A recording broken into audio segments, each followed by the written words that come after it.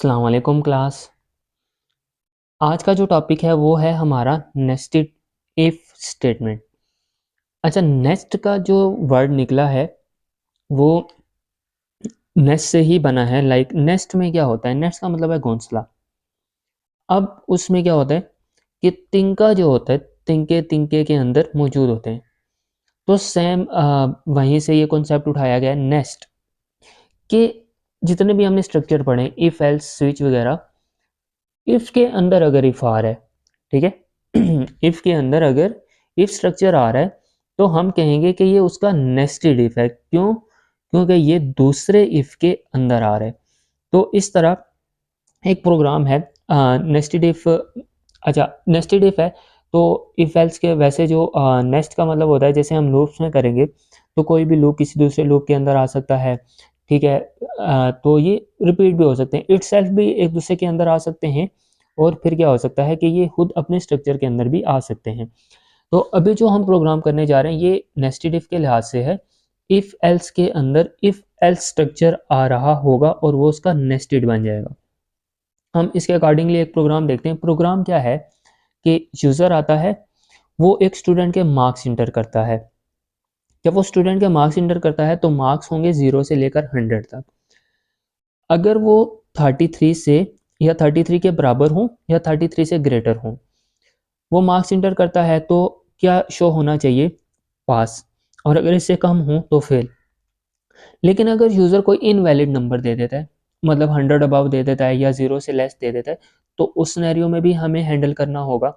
तो हमें उस वक्त डिस्प्ले कराना है इनवैलिड डेटा, कि आपने जो डेटा एंटर किया है ये इनवैलिड है। तो उसके अकॉर्डिंगली हम एक प्रोग्राम डेवलप करते हैं नेस्टेड इफ का इस्तेमाल करते हुए। तो यहाँ पे देखें, सबसे पहले क्या आ गया, ये आपकी बुक का प्रोग्राम नंबर 8 है। आप बुक से भी देख सकते हैं। तो रिकमेंडेड यही है कि आप अपनी बुक पास रखा करें साथ में, और साथ में यहाँ से समझते रहा करें। यहाँ पे आगे पहले प्री प्रोसेसर डायरेक्टिव्स आ गए, जिसमें 2 हेडर फाइल्स आ रही हैं, iostream.h, conio.h। थर्ड नंबर पे हम आ गए वर्ड मैन पे, ठीक है। मैन का फंक्शन स्टार्ट हो जाएगा। अच्छा, इससे पहले हमने इस चैप्टर में 2 वीडियोस कवर कर चुके हैं, 2 पार्ट्स कवर कर चुके हैं। पहले पार्ट में हमने किया था इफ़ एंड इफ़ एल्स, और दूसरे पार्ट में हमने किया था एल्स इफ़ एंड स्विच। तो ये दोनों पार्ट्स जो हैं इनके लिंक्स जो हैं वो मैंने डिस्क्रिप्शन बॉक्स में रख दूंगा, आप वहाँ पे जाके चेकआउट कर सकते हैं, ठीक है। तो क्योंकि ये समझने के लिए फिर आपको उनकी ज़रूरत पड़ेगी, तो आपकी काफ़ी हेल्प हो जाएगी। अच्छा, दोबारा आते हैं हम नेस्टेड इफ़ पे। नेस्टेड इफ़ पे जब हम आए तो यहाँ पे देखें, मैन की ब्रैकेट स्टार्ट होगी। सबसे पहले हमने क्या किया, वेरिएबल डिक्लेरेशन की। डेटा टाइप क्या है? इंट है। हमने वेरिएबल कैसे बनाया, किसका बनाया? मार्क्स के नाम से एक वेरिएबल क्रिएट कर लिया, वेरिएबल डिक्लेरेशन है। अच्छा, फिर आगे जी सी आउट। अब हमें पता है जो ही सी आउट आना है हमने जाना है स्क्रीन पे। कंसोल आउटपुट है, हम चलेंगे जी यहाँ स्क्रीन पे। मैं यहीं पे बना लेता हूँ। आपने क्या करना है, आपने प्रोग्राम के एंड पे बनानी होती है, ठीक है। तो मेरे पास यहीं पे जगह थी तो मैं यहीं पे बना लेता हूँ। तो यहाँ पे क्या आ रहा है, इंटर द मार्क्स। तो यहाँ पे ई बड़ा है तो ई बड़ा ही आएगा, इंटर द मार्क्स। जैसे डबल कोट्स के अंदर वैल्यूज आती हैं, सेम इट इज़ यहाँ पे भी वैल्यूज आपकी आ जाएंगी, ठीक है। थर्ड लाइन में है सी इन मार्क्स, हम कोई से भी मार्क्स इंटर कर लेते हैं। तो यहाँ पे हमने क्या करना है, कोई भी मार्क्स, यूज़र है कोई भी मार्क्स इंटर कर लेता है, ठीक है। चाहे वो 0 से लेकर 100 के दरमियान हो, ना हो, कम हो, ग्रेटर हो, हमने सारी सिचुएशंस अब हैंडल करनी है। मैं क्या करता हूँ, मैं यहाँ पे 78 नंबर इंटर कर लेता हूँ। कर लिए, यहाँ पे क्या आ जाएगा 78। अब यहाँ पे देखें इफ़ लगा हुआ है, इफ़ एंड इफ एल्स। ये जो इफ़ है इसका ये आउटर स्ट्रक्चर यहाँ तक है, ठीक है। इफ एल्स, ठीक है।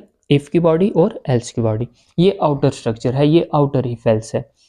तो इसमें देखें क्या कह रहा है, मार्क्स। मार्क्स कितने हमने लिए, 78 greater than equal to 0, 78 less than equal to 100। बीच में कौन सा ऑपरेटर लगा हुआ है, एंड का ऑपरेटर लगा हुआ है। ये एंड का ऑपरेटर आ गया।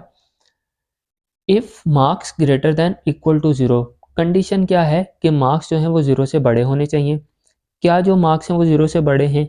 जी बिल्कुल बड़े हैं, 78 जो है वो 0 से बड़ा होता है। फिर सेकंड कंडीशन क्या लगी है? 78 लेस दैन 100, ये भी कंडीशन ट्रू है। तो यहाँ पे देखिए एंड लॉजिकल ऑपरेटर लगा। एंड क्या कहता है? All the expressions are true, ठीक है, जितने भी एक्सप्रेशंस आ रहे हैं, 1 2 3 जितने भी आ रहे हैं, मतलब अब यहाँ पे 2 आ रहे हैं एंड के बीच में, तो सारे के सारे एक्सप्रेशंस का ट्रू होना ज़रूरी होता है, तब कंडीशन चलेगी, अदरवाइज कंडीशन नहीं चलेगी। तो दोनों ट्रू हैं, तो हम इस इफ़ की बॉडी में आ गए। जब इफ़ की बॉडी में आए तो आगे देखें क्या लगा हुआ है? If else. तो हमने क्या कहा था? नेस्टेड का मतलब ही क्या होता है? इफ़ के अंदर अगर इफ़ आ रहा है, तो यहाँ पे देखें इफ़ के अंदर क्या आ रहा है? इफ़ आ रहा है, तो ये जो इफ़ एल्स होगा ये उसका क्या बन जाएगा? नेस्टेड बन जाएगा। अब हम इस इफ एल्स में आ गए, तो यहाँ पे देखें मार्क्स फिर से चेक हो रहे हैं, 78 greater than or equal to 33। तो मार्क्स जो थे वो क्या 78 33 से ग्रेटर होते हैं? ग्रेटर होते हैं। तो यहाँ पे हमारे पास सी आउट में क्या आ जाएगा? You are pass, you are pass, ठीक है। अब देखें इफ चल चुका है तो ये वाला एल्स नहीं चलेगा। अब क्योंकि ये वाला इफ एग्जीक्यूट हो चुका था तो ये वाला एल्स एग्जीक्यूट नहीं होगा, ठीक है। तो ये इस तरह से चलेगा। अगर हम इसको दोबारा से एक दफ़ा रिपीट करें फेल की कैटेगरी में तो क्या होगा? चले हम इसको एक दफ़ा से दोबारा से ट्रीट करवाते हैं। तो यहाँ पे क्या आ जाएगा? Enter the marks. मैं क्या करता हूँ, मैं 25 ले लेता हूँ, 25 ले लिए। तो यहाँ पे जब आएगा तो वो कंडीशन चेक करेगा, 25 greater than equal to 0, 25 less than equal to 100, ये दोनों कंडीशंस होगी ट्रू। जब ये ट्रू होगी तो हम इस इफ़ के अंदर आ जाएंगे। इफ़ के अंदर आए तो क्या लिखा हुआ है? इफ़ मार्क्स ग्रेटर देन 33, तो यहाँ पे कंडीशन ये क्या हो जाएगी? फॉल्स हो जाएगी, क्योंकि 25 जो है वो 33 से ग्रेटर तो नहीं होता। तो तब ये इफ़ नहीं चलेगा बल्कि ये वाला एल्स चलेगा। जब ये एल्स चलेगा तो उसमें क्या लिखा हुआ है? You are fail. तो यहाँ पे क्या आ जाएगा? You are fail. अब थर्ड सिनेरियो क्या हो सकता है कि एक यूज़र आता है, वो 0 से लेकर 100 के दरमियान बिटवीन कोई अदर वैल्यूज़ इनपुट कर लेता है। फॉर एग्जांपल यूज़र आता है, वो कहता है कि मैं 150 इंटर कर लेता हूँ, मैं 100 से अबव कोई भी वैल्यू है, 128 है, 119 है, या 0 से कम है, -9 है, -10 है, कुछ भी वैल्यू।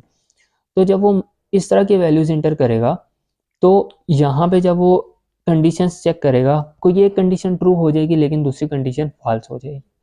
चलें हम एक आइट्रेशन कर लेते हैं। फॉर एग्जांपल मैं अब उसके लिए ना यहाँ पे बना लेता हूँ।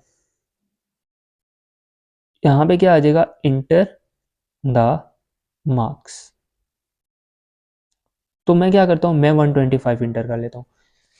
मैंने जब 125 इंटर कर लिया तो वो जब मार्क्स में जाएगा तो यहाँ पे उसने चेक किया 125 ग्रेटर देन इक्वल टू 0, ये तो कंडीशन ट्रू होगी। 125 लेस दैन इक्वल टू 100, लेकिन ये तो फॉल्स होगी। बीच में लगा हुआ है एंड का ऑपरेटर, और एंड का ऑपरेटर क्या कहता है? दोनों कंडीशंस का ट्रू होना ज़रूरी होता है। तो ये जो इफ़ है अब ये एग्जीक्यूट नहीं होगा, ये अब आउटर एल्स पे ही जाएगा। इसकी इफ़ की कंडीशन चली नहीं है तो वो नेस्टेड इफ में जाएगा ही नहीं। आउटर एल्स में आया तो उसमें क्या लिखा हुआ है? Invalid data. तो यहाँ पे हमें क्या शो हो रहा होगा? Invalid data. सेम इसी तरह अगर कोई और स्नैरियोज बनते हैं, लाइक माइनस में वैल्यू चली जाती है, 0 से लेकर 100 के दरमियान कोई अदर वैल्यू आती है, तो हमेशा हमारे पास क्या आएगा? Invalid data. इस चैप्टर से रिलेटेड फिर जितनी भी वीडियोस हैं वो मैं डिस्क्रिप्शन बॉक्स में रख दूंगा। और यहाँ पे हमने लॉजिकल ऑपरेटर एंड का इस्तेमाल किया है, ऑपरेटर्स वाली वीडियो भी हमने कवर की हुई है थर्ड चैप्टर में। तो उससे रिलेटेड जो टॉपिक है, जो वीडियो है, उसका लिंक भी मैं डिस्क्रिप्शन बॉक्स में रख दूंगा, तो वहाँ पे आप जाके चेकआउट कर सकते हैं। Thank you.